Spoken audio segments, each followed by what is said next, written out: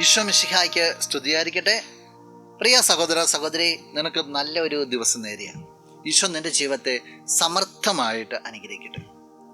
ഈശോ മത്തായി ശ്ലീഹയെ വിളിക്കുന്ന രംഗം വിശുദ്ധ മർക്കോസിന്റെ സുവിശേഷം 2-ാം അധ്യായം 14-ാം തിരുവചനത്തിൽ ഇങ്ങനെ പറയുക: അവൻ കടന്നു പോയപ്പോൾ ഹൽപ്പയുടെ പുത്രനായ ലേവി ചുങ്കസ്ഥലത്ത് ഇരിക്കുന്നത് കണ്ട് അവനോട് പറഞ്ഞു, എന്നെ അനുഗമിക്കുക.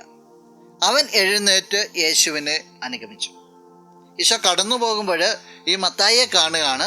മത്തായിയോട് ഈശോ ഒരു നിർദ്ദേശം കൊടുക്കുകയാണ്, ഒരു ആഹ്വാനം കൊടുക്കുകയാണ്, ഒരു വിളി കൊടുക്കുകയാണ്: എന്നെ അനുഗമിക്കുക. വചനം പറയാണ്, അവൻ തൽക്ഷണം അതെല്ലാം ഉപേക്ഷിച്ചിട്ട്, എന്താണോ അവൻ്റെ ജോലി, എന്താണോ അവൻ ചെയ്തുകൊണ്ടിരുന്നത്, ആ കാര്യങ്ങളെല്ലാം വിട്ടുകളഞ്ഞിട്ട് അവൻ എഴുന്നേറ്റ് ഈശോയുടെ പിന്നാലെ പോയി. ഒരു റാഡിക്കൽ റെസ്പോൺസ് കൊടുക്കുക.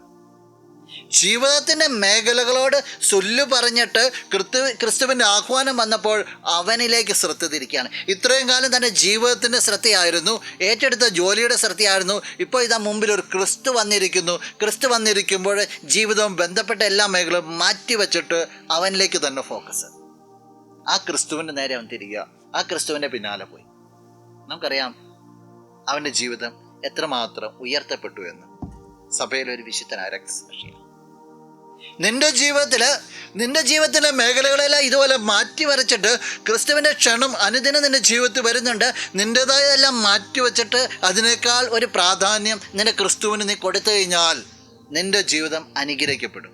അത് അഭിഷേകം നിറഞ്ഞാൽ തീരും. നീ ഒരു പുതിയ വ്യക്തിയായി തീരും. അത് അനുഭവിക്കാൻ നിനക്ക് സാധിക്കട്ടെ. നമുക്ക് പ്രാർത്ഥിക്കാം. കണ്ണുകളടച്ച് കരങ്ങൾ കൂപ്പാം. നല്ലവനായ കർത്താവേ, നിന്നെ അങ്ങ് സ്തുതിക്കുന്നു, ആരാധിക്കുന്നു, മഹത്വപ്പെടുത്തുന്നു. നിന്റെ നിറസാന്നിധ്യത്തെ നന്ദിയോടുകൂടി ഓർക്കുകയാണ്. ഈ വ്യക്തിയെ അനുഗ്രഹിക്കണമേ എന്ന് പ്രാർത്ഥിക്കുകയാണ്. നീ നൽകുന്ന പ്രചോദനങ്ങൾക്ക് എപ്പോഴും ജീവൻ കൊടുക്കുവാനായിട്ട് ഈ വ്യക്തിയെ നീ സഹായിക്കണമേ. നിന്നോട് ചേർന്ന് ജീവിതം നയിക്കട്ടെ.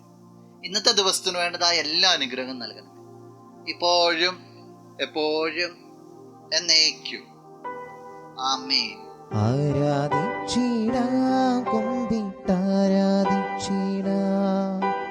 ആരാധിക്കുമ്പോൾ അപദാനം